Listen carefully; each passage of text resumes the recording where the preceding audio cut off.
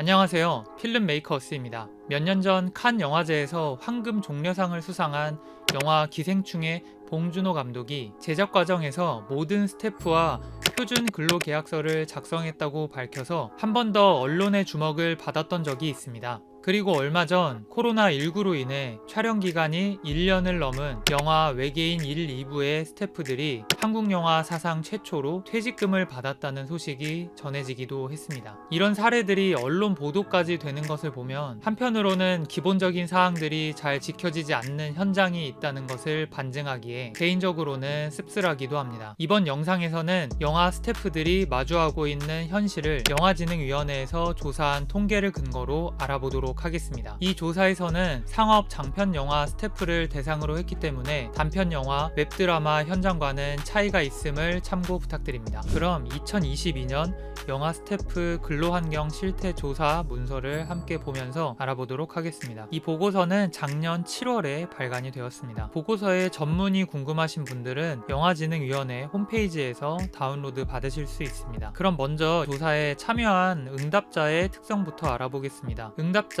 평균 연령은 32.2세, 응답자 부서는 제작, 조명, 촬영, 연출, 미술, 소품, 분장 헤어, 동시녹음, 의상, 그립 순으로 조사되었습니다. 직급별로 보면 퍼스트가 30%로 가장 많고 그 다음 서드, 세컨드, 그 이하, 감독, 기사급 순이었습니다. 응답자를 예산 규모 구간별로 보면 30억에서 60억 미만 영화에 참여한 비율이 27.2%로 가장 높았고 60억에서 100억 미만 영화에 참여한 비율이 26.3%, 100억에서 150억 미만 영화에 참여한 비율이 12.5%, 10억 미만 영화에 참여한 비율은 12.1% 순으로 나타났습니다. 최근 1년간 참여한 작품 수는 평균 2.9편이었습니다. 한 작품당 평균 근무 기간은 4.4개월이었습니다. 한 작품당 근무 기간이 가장 긴 부서는 제작부였고 다음으로는 연출, 미술, 의상, 소품, 조명, 분장 헤어, 촬영, 동시 녹음 순이었습니다. 참여한 작품의 계약 체결 방식은 제작사와 스태프 간 개별 근로계약 체결한 경우가 39.9%로 가장 많았고 다음으로는 제작사와 스태프 간의 프리랜서 용역 계약을 체결한 경우가 28.8%, 하도급 회사와 근로계약 체결한 경우가 17.2%, 팀별로 계약하는 경우 10.9%로 나타났습니다. 직급별로 보면 감독이나 기사급은 프리랜서 계약 비율이 71.2%로 가장 높게 나타났고요. 나머지 직급은 개별 근로계약 비율이 전반적으로 높았습니다. 근로표준계약서 작성한 경우는 73.2%로 나타났고 일반 근로계약서 등 서면 계약서를 체결한 비율은 20.6%로 나타났습니다. 그래서 전반적으로는 90% 이상이 근로계약서를 작성하고 제작에 참여한 것으로 나타났습니다. 응답자 중 81.8%는 최근 1년간 근로표준계약서로 계약한 경험이 있다고 응답했습니다. 17.8%는 계약한 경험이 없다고 응답했습니다. 다음으로는 보수와 복지에 관한 부분입니다. 최근 1년간 영화 제작 참여를 통해서 얻은 총 수입은 평균적으로 3,020만원으로 나타났습니다. 직급별로 1년간 영화 수입 평균을 내보면 감독급, 기사급은 3,831만원, 퍼스트는 3,808만원, 세컨드 2,767만원, 서드 2,350만원, 그 이하는 1,999만원으로 나타났습니다. 평균 수입이 가장 높은 부서는 그립팀으로 나타났고 다음으로는 제작, 동시녹음 순으로 나타났습니다. 수입이 가장 낮은 부서는 분장 헤어로 나타났습니다. 최근 참여한 한 작품에 대한 수입은 평균 1,781만원으로 나타났습니다. 작품당 수입은 퍼스트 직급이 가장 많았고 다음으로는 감독급, 기사급, 세컨드, 서드, 그 이하 순이었습니다. 한 작품의 1개월 평균 급여는 402만원이었습니다. 직급별로 살펴보면 감독급, 기사급이 578만원, 퍼스트 485만원, 세컨드 359만원, 서드 314만원, 그 이하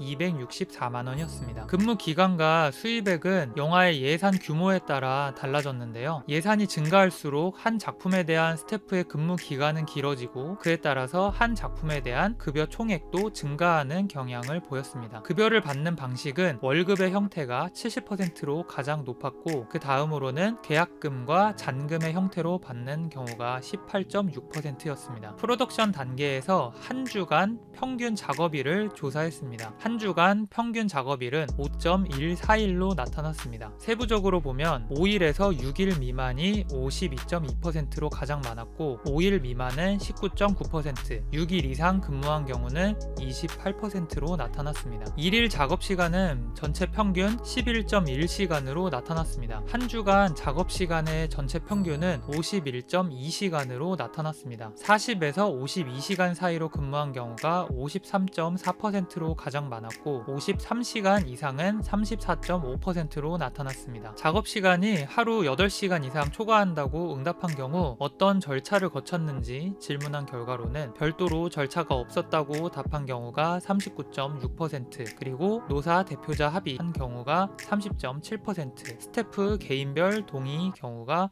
25%로 나타났습니다. 촬영 기간 동안에 매주 같은 요일에 정기적으로 휴일을 사용하는지 5점 척도로 질문한 결과 점수는 3.04점으로 보통 수준을 보였습니다. 촬영 기간 중 법정 공휴일과 근로자의 날에 휴일을 사용하는지 질문한 결과로는 5점 만점에 2.81점으로 주휴일 사용보다 낮은 것으로 나타났습니다. 이렇게 해서 영화 스태프 근로환경 조사 통계를 간략히 알아봤습니다. 영상에서 다루지 않은 내용은 영화진흥위원회 홈페이지에 업로드되어 있는 보고서를 참조해 주시기 바랍니다. 이번 조사에서 아쉬운 점은 10억 미만 예산의 영화에 참여한 스텝의 응답 비율이 낮아 독립영화나 단편영화, 웹드라마 등 저예산 작품의 스태프에 대한 실태를 알기 어렵다는 점입니다. 예산 규모가 줄어들수록 스태프 처우가 불리해지는 것은 어쩔 수 없는 일인 것 같습니다. 하지만 어려운 상황 속에서도 해법을 찾으려는 노력이 계속되고 있습니다. 2021년 서울 독립영화제에서 열렸던 토크 포럼에서는 스태프 규모를 최소화하여 법정 최저임금을 맞췄던 사례와 일종의 조합과 같이 영화를 통해 발생하는 소득을 분배하는 형태로 작품을 진행했던 사례를 소개하기도 했습니다. 무엇보다 중요한 것은 다양한 제작 방식과 계약 형태가 있을 수는 있지만 어떤 계약이든 문서화해야 한다는 점인 것 같습니다. 다음 영상에서는 이번 영상에서 언급한 표준 근로 계약서에 대해서 알아보도록 하겠습니다. 이번 영상이 도움이 되셨다면 채널 구독과 좋아요, 알람 설정 부탁드립니다. 그럼 저는 다음에 더 유익한 영상으로 찾아오겠습니다. 지금까지 필름메이커스였습니다.